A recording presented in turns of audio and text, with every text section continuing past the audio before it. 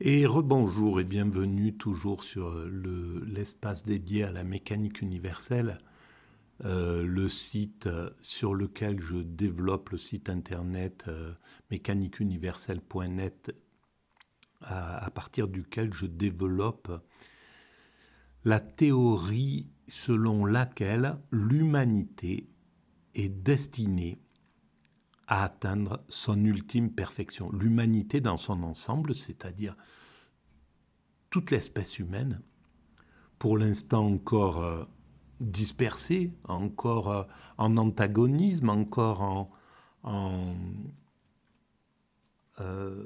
submergée de conflits, de haine, de racisme, etc. Mais dont la finalité, selon moi, et c'est ce que j'essaie de démontrer de façon rationnelle, à travers la raison, que l'ensemble des progrès que l'humanité développe depuis qu'elle s'est séparée des autres primates, depuis qu'on s'est distingué des autres espèces de primates auxquelles nous sommes apparentés en fait à l'origine, eh bien depuis que nous nous sommes mis en évolution propre, particulière, qui est tout à fait extraordinaire, qui n'est pas du tout, qui n'a plus rien à voir avec l'évolution classique dans le monde du vivant, qui est toujours en évolution, et le monde du vivant aussi est en évolution, mais dans une lenteur différente, un rythme différent. L'humanité est partie dans un rythme extrêmement accéléré, et qui ne cesse de s'accélérer d'ailleurs. Et donc, entre ce moment où nous nous sommes distingués des autres primates et aujourd'hui, nous pouvons tracer une ligne d'évolution. Et si on prolonge cette ligne d'évolution, dans la même logique que ce qui s'est passé précédemment, que les centaines de milliers d'années qui nous précèdent, si on prolonge de quelques siècles encore l'évolution que nous sommes en train de développer, nous arriverons à l'unité d'abord, à un fonctionnement universel, à la paix universelle. C'est la logique de notre évolution. Nous allons vers la paix universelle, vers la fraternité universelle, vers la sagesse et vers l'extase qui est le sommet de toutes les religions, de l'ensemble de toutes les grandes mystiques.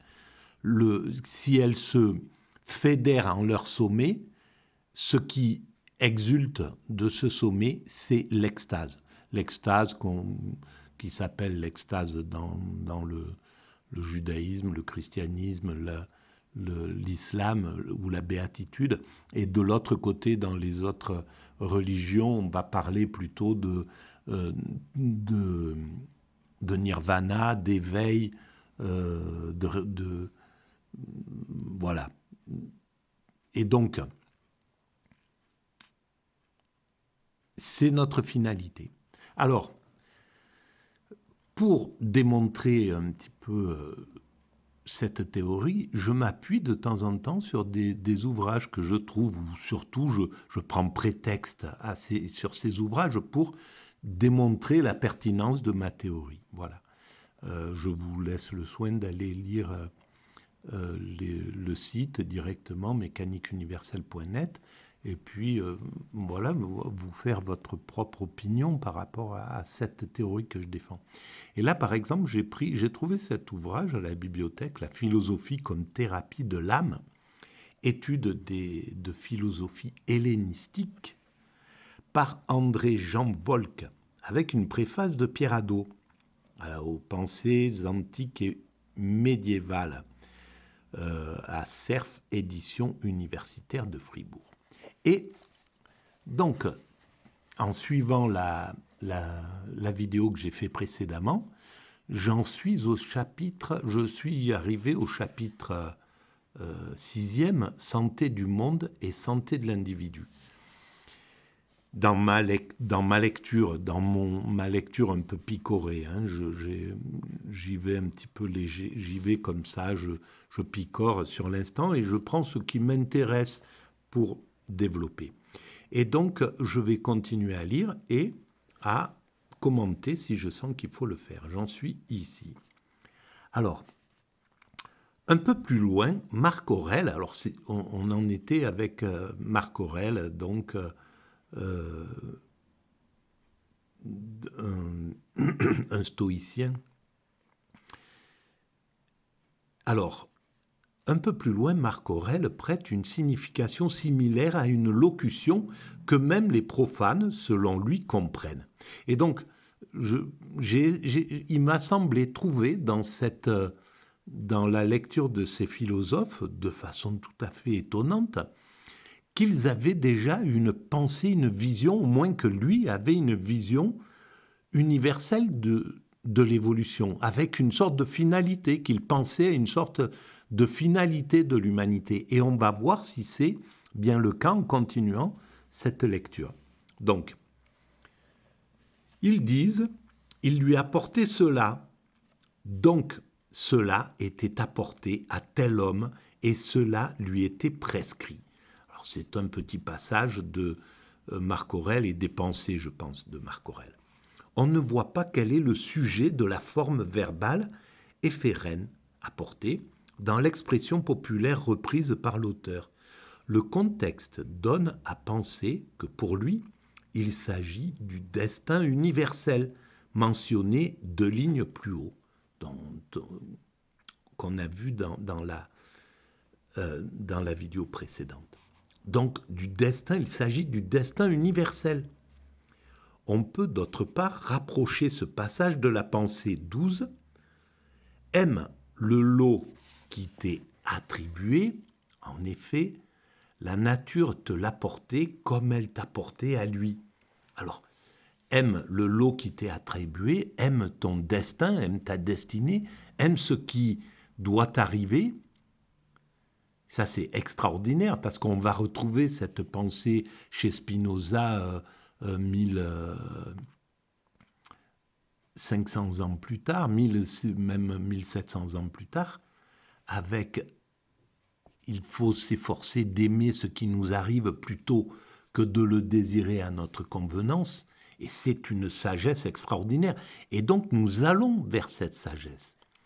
Le chemin de l'humanité va vers cette sagesse. Simplement, ces philosophes, les Marc Aurèle, les Spinoza, etc., ce sont juste les éclaireurs de cette sagesse. Et des éclaireurs de la sagesse, il y en a eu des millions depuis que la société humaine est organisée, depuis qu'on relate ses pensées par écrit, etc. On retrouve cette sagesse chez les premiers philosophes, chez les Pythagore, etc., chez les premiers sages de la philosophie grecque. On les retrouve chez les premiers Égyptiens, on les retrouve dans les écrits des premiers Hébreux, on les retrouve dans les écrits des Perses, on les retrouve chez les Chinois, on les retrouve dans les premiers récits de l'Inde, etc., etc. Donc, cette sagesse, elle est là, mais elle a servi de guide à l'humanité. Mais l'humanité n'avait pas les moyens de l'utiliser de façon parfaite parce que nous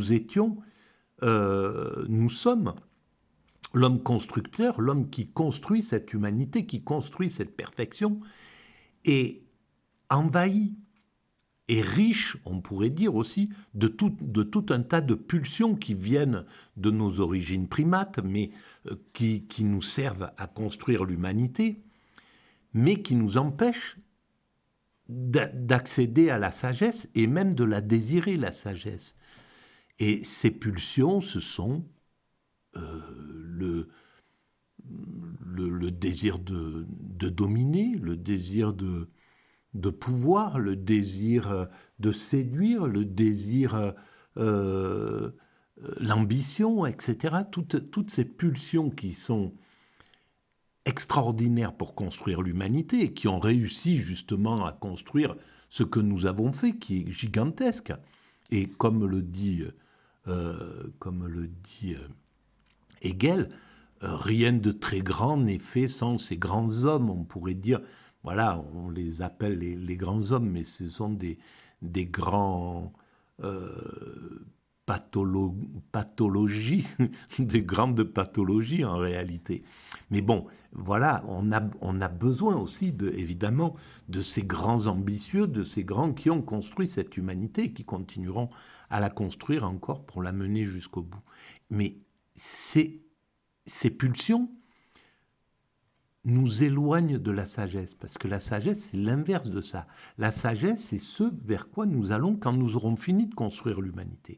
Mais tant qu'on a à construire l'humanité, on est soumis à ces pulsions. Et la sagesse préconise l'inverse. Elle préconise l'humilité, la simplicité. Elle préconise l'inverse de l'hubris, de la démesure. Donc plutôt la mesure, etc. Et il faut de la démesure pour partir dans les aventures que nous allons. Mais ça n'a qu'un temps. Cette démesure est un des moteurs de l'humanité. Mais quand l'humanité aura achevé sa construction, dans quelques siècles, on n'aura plus besoin de cet état de démesure. Je continue ma lecture. Donc, alors, attribuer. En effet, la nature te l'a porté comme elle t'a porté à lui. Et admettre que ce sujet s'identifie aussi à la nature commune, dont il est question un peu plus loin. La nature commune, c'est la nature de l'ensemble de l'humanité. L'accomplissement de ce que la nature a décidé résulte en effet d'un enchaînement inéluctable de causes qui n'est autre que le destin, notre destinée, évidemment. Nous sommes dans un destin. Nous sommes inclus dans quelque chose qui ne peut que se réaliser, à mon sens. Par la suite, Zeus, donc Zeus, c'est Dieu chez nous, hein, c'est le divin, c'est le principe créateur, c'est ce que nous imaginons à l'origine de cet univers. Zeus, puis la nature, figurent comme sujet de la même forme verbale, employée dans un sens similaire et associée par un jeu de mots à la forme composée sunéphérène, était utile. En effet, il, Zeus, n'apporterait pas cela à quelqu'un si ce n'était pas utile au tout. Au tout. Donc à l'évolution de la création et de l'humanité. Car aucune nature quelconque non plus n'apporte quelque chose qui ne corresponde pas à l'être qu'elle régit. Car aucune nature quelconque non plus n'apporte quelque chose qui ne corresponde pas à l'être qu'elle régit. Le sens qu'elle donne à un homme, c'est le sens qu'elle donne à l'humanité, à l'ensemble de la création, mais à l'humanité, à notre sens, donc. Le recours répété à des locutions courantes et à des jeux de mots fondés sur l'étymologie mériterait une étude approfondie. C'est en effet une particularité stylistique liée à un effort tendant à amener la langue vulgaire à exprimer une vision du monde stoïcien. Un tel effort suppose que les termes et les énoncés de la langue courante peuvent contenir, outre leur signification immédiate, un surcroît de sens implicite qui se laisse comprendre ou deviner. Cette propriété linguistique, appelée paremphasis ou sunemphasis, avait fait l'objet d'un traité de Chrysippe. Comme nous le verrons encore plus loin, Marc Aurèle joue manifestement sur ce phénomène de co-signification pour interpréter des locutions profanes dans un sens qui en fait des expressions d'une pensée stoïcienne. En appliquant à Zeus, considéré comme la puissance ordonnatrice du tout, une loi valable pour n'importe quelle sorte de nature, Marc Aurèle indique clairement que Zeus est pour lui, comme pour la tradition stoïcienne, une personnification de la nature commune ou universelle. Cette figure divine apparaît assez rarement dans les pensées. Ici, sa mention est sans doute appelée par celle d'Esculape au début du texte, « Ô Dieu qui veille sur la santé physique de l'individu, répond celui qui veille sur la santé du monde. » Voilà, je vais arrêter là pour cette vidéo, mais c'est le lien entre l'individu et l'humanité dans son ensemble a été déjà pensé, à mon sens, bien entendu, par ces philosophes. Et il est, à mon sens, certain que les stoïciens, d'abord, ont rencontré les premiers chrétiens, ont rencontré les juifs qui se promenaient à Rome ou ailleurs dans le monde hellénique. Et donc, et très certainement, avaient connaissance de tout ce qui avait voyagé en Inde. Je pense que les pythagoriciens l'avaient fait. Il y avait des rencontres inouïes au final, dont on ignore tout parce que tout n'était pas écrit. Et puis on a très peu d'écrits qui restent. Mais il y avait une circulation des pensées spirituelles qui était énorme. Et il ne faut pas oublier que 500 ans avant même 300 ans ou 300-400 ans avant les stoïciens, était apparu Bouddha, avec une théorie aussi bien particulière. Donc, tout ce flot spirituel qui, à mon sens, a baigné l'humanité 600-700 ans avant Jésus-Christ jusqu'à 200 ans après Jésus-Christ, pendant ce millénaire même, on pourrait dire, 700, voilà, on pourrait parler de 1000 ans avant le Christ jusqu'à 200 ans après le Christ, un foyer, une force spirituelle a mis en œuvre d'ailleurs toute la grande spiritualité de l'humanité. Aujourd'hui, l'humanité est le résultat de ce travail, de ces 500, 400, 500 ans ou 1000 ans de réflexion spirituelle. C'est ainsi que aujourd'hui, voilà, les gens, 80% ou 90% de l'humanité est inclus dans une de ces grandes spiritualités. Hindouisme, bouddhisme, zen, taoïsme, confucianisme, judaïsme, christianisme, islam. Voilà, la grande majorité est liée à cette essence, à ce moment particulier de l'humanité qui a vu l'apparition des grandes spiritualités et qui ont fondé ce que nous sommes. Et voilà. Donc, je vais m'arrêter là pour cette vidéo et je vous donne rendez-vous à la prochaine. Merci de votre écoute.